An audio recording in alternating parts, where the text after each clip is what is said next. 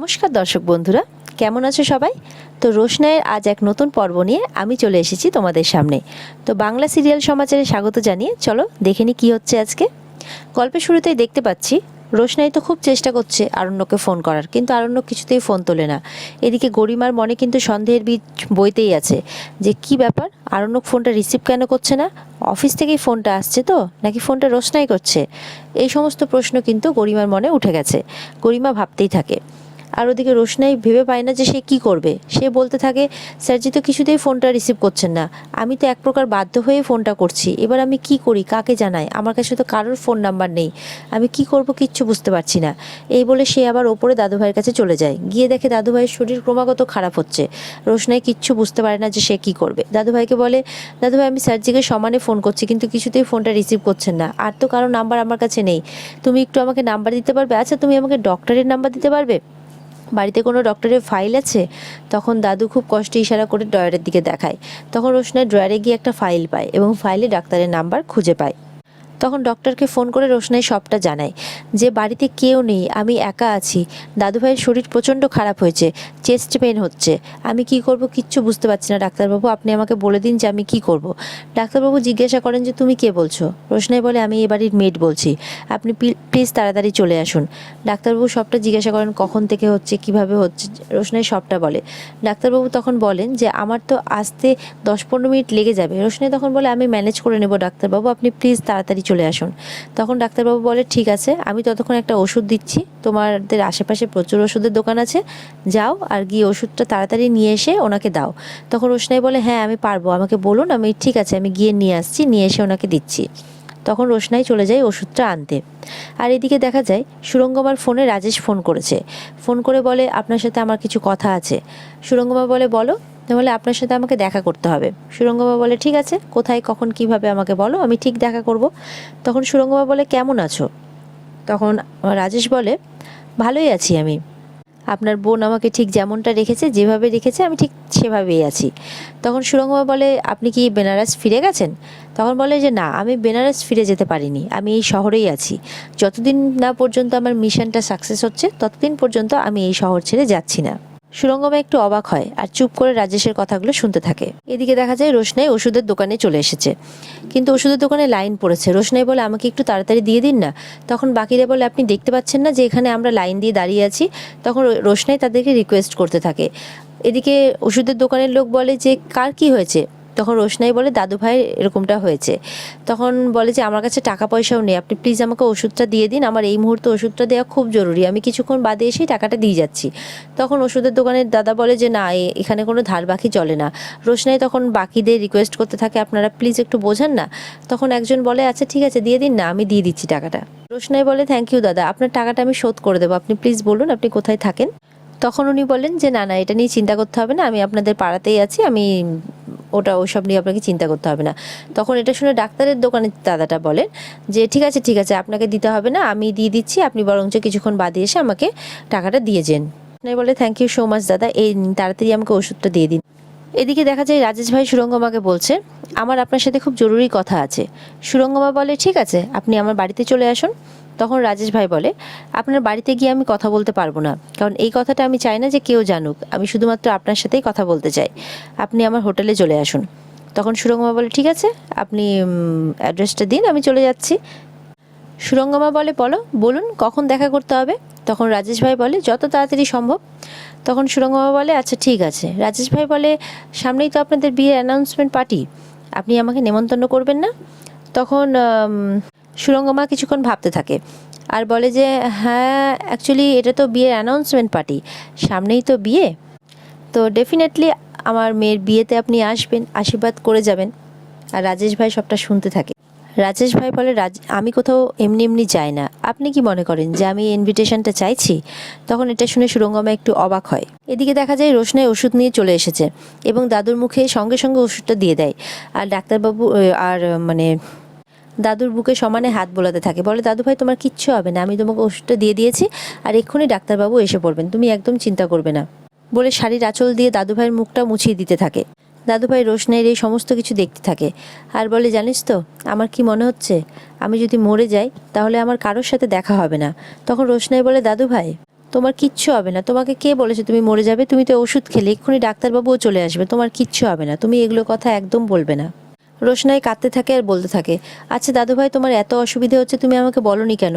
তুমি আমাকে বললে 7টার সময় খাবার নিয়ে আসতে, আমি নিয়ে আসলাম, তুমি আমাকে একটু বলবে তো? নিচেই ছিলাম, তুমি আমাকে একবার তো ডাকবে বলো। দাদুভাই তখন রোশনাইয়ের মাথায় হাত বোলায় আর বলে যে দেখ, আমি যদি মরে যাই তাহলে তার আগেই আমি তোর কাছে সরি চেয়ে নিচ্ছি, আমাকে মাফ করে দিস প্লিজ। রোশনাই কাঁদতে থাকে আর বলতে থাকে, তুমি এরকম করে বলো না দাদু, তুমি প্লিজ, তুমি ভালো হয়ে যাও, তুমি এরকম করে বলো না। এদিকে কলিং বেল বেজে উঠেছে। রোশনাই বলছে, এই তো মনে হয় ডাক্তারবাবু চলে এসেছে, তুমি একটু বসো, আমি এক্ষুনি চলে আসছি ডাক্তারবাবুকে নিয়ে। রোশনাই তাড়াতাড়ি চলে যায় ডাক্তারবাবুকে নিয়ে আসতে। ডাক্তারবাবু বলে যে আচ্ছা, এখন উনি কেমন আছেন? রোশনাই বলে, আপনি ওষুধটা দিয়েছেন, ওটা আমি দিয়েছি, উনি ওরকমই আছেন, উনি অসুস্থই আছেন এখনো পর্যন্ত। ডাক্তারবাবু বলেন যে আচ্ছা, বাড়িতে তো কেউ নেই বললে, যদি হসপিটালে নিয়ে যেতে হয় তাহলে? রোশনাই বলে হসপিটালে? তখন ডাক্তারবাবু বলে আচ্ছা চলো, ঠিক আছে, আগে পেশেন্টকে দেখি চলো। এদিকে ডাক্তারবাবু এসে দাদুভাইকে দেখতে থাকে। দাদুভাইকে বলে যে আপনি শরীরটা এত খারাপ করে বসলেন কিভাবে বলুন তো? রোশনাই এসে আবারও ডাক্তারবাবুকে বলে, আচ্ছা ডাক্তারবাবু, দাদুভাই ঠিক হয়ে যাবে তো? তখন ডাক্তারবাবু বলেন যে হোপ ফর দ্য বেস্ট। এদিকে দেখা যায় সুরঙ্গমার সাথে রাজেশের কথাবার্তা চলতেই থাকে। সুরঙ্গমা বলে, আচ্ছা আমি আজ বা কাল আপনার সাথে দেখা করছি, ঠিক আছে? তখন রাজেশ ভাই বলে, আচ্ছা আপনি এটা কিন্তু জিজ্ঞাসা করবেন না যে আমি অনুষ্ঠানে কেন যেতে চাই, ঠিক আছে? সুরঙ্গমা বলে, আপনি বলেছেন বলে আমি আপনার সাথে দেখা করতে যাচ্ছি। রাজেশ ভাই তখন বলে, আচ্ছা ওই বাঙালি মেয়ে কি বলে? আপনি তো খুব দাপুটে মানুষ আছেন, তাহলে আমার সাথে এরকম ভয়ে ভয়ে কেন কথা বলছেন? সুরঙ্গমা চুপ করে থাকে। তখন রাজেশ ভাই বলে, আচ্ছা আমাদের কখন তাহলে দেখা হচ্ছে? সুরঙ্গমা বলে, আপনি যখন বলবেন। তখন রাজেশ ভাই বলে, ঠিক আছে, কালকে বিকেলে 5টার সময়। ঠিক আছে, তাহলে কাল দেখা হচ্ছে। তখন সুরঙ্গমা বলে, সি ইউ, বলে ফোনটা রেখে দেয়। রোশনাইকে তখন ডাক্তারবাবু বলে, আচ্ছা বাড়িতে জোয়ান বা হজমের কিছু আছে? তখন রোশনাই কাঁদতে থাকে, বলতে থাকে, আপনি প্লিজ দাদুভাইকে ঠিক করে দিন, ওনাকে ভালো করে দিন প্লিজ। তখন ডাক্তারবাবু বলে, আপনি এত ভেঙে পড়বেন না প্লিজ, আপনি একটু যান, গিয়ে একটু দেখুন যে আছে কিনা। তখন রোশনাই বলে, আচ্ছা ঠিক আছে, আর দৌড়ে চলে যায় নিচে দেখতে। ডাক্তারবাবু তখন জোয়ানটা রোশনাইকে খাইয়ে দিতে বলে, আর সাথে জলও। তখন রোশনাই দাদুভাইকে জোয়ান আর জলটা খাইয়ে দেয় সঙ্গে সঙ্গে। রোশনাই দাদুভাইয়ের বুকে হাত বোলাতে থাকে আর বলে যে দাদুভাই দেখো, তুমি এক্ষুনি ঠিক হয়ে যাবে, তুমি একদম চিন্তা করো না। রোশনাই ডাক্তারবাবুকে বলে যে ভয়ের কিছু নেই তো ডাক্তারবাবু? ডাক্তারবাবু বলে, একটু অপেক্ষা করুন আর দেখুন। তখন কিছুক্ষণ পরেই দেখা যায় যে দাদুভাই ঢেকুর তুলছেন, আর তোলার পরে একটু স্বস্তি অনুভব করছেন। তখন ডাক্তারবাবু বলেন যে কি এখন একটু ভালো লাগছে? তখন দাদুভাই বলেন যে হ্যাঁ, একটু আগে তো দমটা মনে হচ্ছিলো বেরিয়ে পড়ছিল, তবে এখন মনে হচ্ছে আমি একটু ভালো আছি। ডাক্তারবাবু তখন দাদুভাইকে বলেন যে আজকে মানে আপনি কিন্তু আর রিচ খাবার খাবেন না, ঠিক আছে? আর যেভাবে বলবো সেভাবেই চলবেন। অনেক সময় অনেক ছোট ছোট ভুলের জন্য অনেক বড় ক্ষতি হয়ে যেতে পারে। আজকে যদি এই মেয়েটা আমাকে সময় মতো ফোন না করতো আর আপনাকে সময় মতো ওষুধটা না দিত, তাহলে অনেক বড় বিপদ হয়ে যেতে পারতো। আপনি সবটাই বুঝতে পারছেন নিশ্চয়ই, আপনার প্রাণ সংশয় হতে পারতো। দাদুভাই তো শুনে অবাক হয়ে যায়। ডাক্তারবাবু তখন বলেন যে এই মেয়েটা আজকে আপনাকে নতুন জীবন দিল, আপনি কিন্তু এই মেয়েটার কাছে জীবন ঋণী হয়ে গেলেন। দাদুভাই তখন চুপ করে ডাক্তারবাবুর কথা শুনতে থাকে। তখন রোশনাই বলে, এরকমভাবে বলবেন না ডাক্তারবাবু, আমাদের সম্পর্কটা দাদু নাতনির মতো, আর দাদু নাতনির সম্পর্কের মধ্যে কি এই ঋণী হওয়ার ব্যাপারটা থাকতে পারে, আপনি বলুন? দাদুভাই আবারও অবাক হয়ে রোশনাইয়ের কথাগুলোও শুনতে থাকে। ডাক্তারবাবু তখন চলে যেতে থাকলে রোশনাই বলে, ডাক্তারবাবু ভয়ের কিছু নেই তো? ডাক্তারবাবু বলে, না সেরকম কিছু নেই, আর তাছাড়া আমি তো রাত্রিবেলা আরেকবার আসবই, তখন ওনাকে আরেকবার ভালো করে দেখে যাব। তুমি কিন্তু 10টা নাগাদ ওষুধটা ওনাকে ভালো মতো দিয়ে দিও। রোশনাই তখন বলে, আচ্ছা ডাক্তারবাবু, আপনার ফিসটা আপনি একটু দাঁড়ান, আমি। তখন ডাক্তারবাবু বলে যে বাড়িতে তো কেউ নেই বললে। তখন রোশনাই বলে, না না, আপনার ফিস দেওয়ার মতো টাকা আমার কাছে আছে। তখন ডাক্তারবাবু বলেন যে না, তুমি আজকে একটা মানুষের জীবন বাঁচিয়েছো, আমার আজকে ফিস লাগবে না, এখন চলি, তুমি শুধু ওনাকে একটু নজরে নজরে রেখো, ঠিক আছে? রোশনাই বলে, হ্যাঁ আমি ওনার পাশেই বসে থাকবো, আমি ওখান থেকে নড়বও না। ডাক্তারবাবু তখন চলে যান। এদিকে দেখা যায় পার্টিতে সবাই বাড়ি যাওয়ার জন্য প্রস্তুত হয়ে গেছে। আরণ্যকের মা বলে, আমরা তাহলে আসছি, ঠিক আছে? রিঙ্কি দিদি বলে, হ্যাঁ ঠিক আছে, এসো তাহলে। বড় মা বলে, সবাই তোমরা ভালো মতো করে থেকো, তবে এখন তবে তনুশ্রী কিন্তু আর একটু থাকতে পারো। তখন তনুশ্রী বলে, না আসলে বাড়িতে এত বড় একটা পার্টি আছে তো, তারও বুঝতেই পারছো সব কিছু অ্যারেঞ্জমেন্টের ব্যাপার আছে। তখন রিঙ্কিকে বলে, আচ্ছা তোমরা আসছো তো? রিঙ্কিরা বলে, অফকোর্স অফকোর্স আমরা যাব, আমাদের বাদশাহ আর গরিমার বিয়ের অ্যানাউন্সমেন্ট পার্টি বলে কথা, আমরা আসবো না সেটা কখনো হতে পারে? আমরা অবশ্যই আসবো। রিঙ্কিদি বলে, তখন আমরা কিন্তু আর এই বিয়ের অ্যানাউন্সমেন্ট অবধি থেমে থাকছি না, ঠিক আছে? তখন বাবলু বলে, না না, এরপর তো অনুষ্ঠান লেগেই থাকবে, সব কটাতে কিন্তু আসতে হবে, একটাতে কিন্তু শেষ নয়। হাসতে থাকে। জাহ্নবী বলে সবাই কিন্তু সকাল সকাল চলে এসো। রিঙ্কি বলে অফকোর্স একদম চলে আসবো সকাল সকাল, তবে আমার কিন্তু সাজগোজ করতে একটু সময় লাগে। সবাই এটা শুনে হাসতে থাকে। রিঙ্কি বলে স্পেশাল অকেশনের জন্য স্পেশাল সাজগোজ করতে হবে তো একটু। আরণ্যক বলে তুমি না সাজলেও তোমাকে খুব ভালোই লাগে রিঙ্কি দি। রিঙ্কি দি বলে ঠিক বলছিস তো? না না, তোর বউয়ের থেকে কিন্তু খুব সুন্দর নই আমরা, তোর বউয়ের থেকে অনেকটাই কম লাগে। আরণ্যক বলে আফটার অল দেখতে তো হবে দিদিটা কার, তুমি যথেষ্টই সুন্দর রিঙ্কিদি। আর এই নিয়ে সবার মধ্যে কথাবার্তা হাসাহাসি এই সমস্ত কিছু চলতেই থাকে।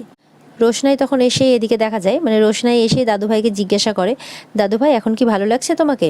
দাদুভাই বলে হ্যাঁ এখন আমি ভালো আছি, আয় তুই বস, এখানে বস। দাদুভাই আবারও রোশনাইয়ের মাথায় হাত বুলিয়ে দেয় আর বলে তুই একদিন অনেক বড় হবি। যারা মানুষকে ভালোবাসে না তাদেরকে ঈশ্বর ভালোবাসেন। দাদু তখন বলেন আমার তো বয়স হয়েছে, অনেক কিছু দেখেছি জীবনে, অনেক অভিজ্ঞতা, অনেক কিছু দেখেছি। সেই অভিজ্ঞতা থেকে আমি তোকে বলতে পারি তুই 10 জনের একজন হবি। আমার কথা শোন, আমি বলছি দেখবি একদিন ঠিক হবে। যারা মানুষকে ভালোবাসেন না, ঈশ্বর তাদের মন খুলে আশীর্বাদ করেন। আবারও রোশনাইয়ের হাতটা ধরে বলে তুই অনেক বড় হবি, তুই অনেক বড় হবি মা।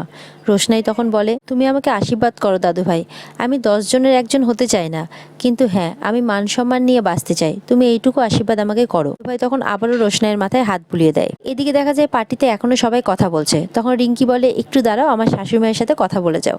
তখন সবাই শাশুড়ি মায়ের সাথে, শাশুড়ি মা এলে আর কি শাশুড়ি মায়ের সাথে কথা বলতে থাকে। তখন রিঙ্কির শাশুড়ি বলে আচ্ছা বাবলু তোমার 2 ভাই এলো না? বাবলু তখন বলে দাদা তো দাদার কাজ নিয়ে আছে, আর ছোট ভাই আবার ব্যবসা শুরু করেছে, ওই বই সাপ্লাইয়ের ব্যবসা আর কি, সেই নিয়ে নাকি খুব ব্যস্ত। কথায় কথায় তখন রিঙ্কি দি হঠাৎ করে জিজ্ঞাসা করে বসে আচ্ছা তোমাদের তো বলতেই ভুলে গেছি, তোমাদের বাড়িতে তো ওই মেয়েটাও রয়েছে না, কি যেন নাম, রোশনাই, ওর খবর কি? সবাই তখন রিঙ্কির দিকে একটু অবাক হয়ে তাকায়, সাথে আরণ্যকও। বাবলু তখন বলে ওই মেয়েটার তো বিয়ে হয়ে গেছে, ওর বর আছে, আর ওর মতো মেয়ের জীবনে না ঢোকাই ভালো, খুব কমপ্লিকেটেড ওরা। ওই বরের কিছু পুলিশ কেস আছে যার জন্য আসতেও পারে না, এদিক ওদিক পালিয়ে পালিয়ে বেড়াচ্ছে। এই সমস্ত কিছু শুনে আরণ্যকের আর বড় মায়ের একদম ভালো লাগে না। আর এসব কথা চলতেই থাকে, বাবলু এটা ওটা বলে বোঝাতে থাকে। এদিকে দেখা যায় দাদু রোশনাইকে বলছে ওসব কথা বলে না মা, খারাপ সময় ঠিক কেটে যাবে, দেখবে তোমারও একদিন ভালো সময় আসবে। আর এই বলে দাদুভাই হাসতে থাকে। রোশনাই তখন বলে দাদু ভাই এই পৃথিবীতে আমার কেউ নেই, আর যেদিন মান সম্মানটাও আমার কাছ থেকে চলে যাবে সেদিন আমারও বেঁচে থাকার উদ্দেশ্যটাও চলে যাবে। দাদুভাই তখন বলে যে না না, আমি তো তোকে বলছি তুই একদিন অনেক বড় হবি, অনেক মান সম্মান কামাবি, তুই অনেক বড় হবি, দেখে নিস, আমি বলছি তো তোকে, আমার কথাটা মনে রাখিস মা, ঠিক মিলে যাবে। তো বন্ধুরা আজকের পর্ব এই পর্যন্তই। তোমাদের কেমন লাগলো তোমরা আমাকে কিন্তু কমেন্ট করে অবশ্যই জানিও কেমন, আর ভালো লাগলে চ্যানেলটাকে সাবস্ক্রাইব করে দিও। আগামীকালকে আবার দেখা হচ্ছে তোমাদের সাথে রোশনাইয়ের এক নতুন পর্ব নিয়ে। ততক্ষণ পর্যন্ত ভালো থেকো সবাই।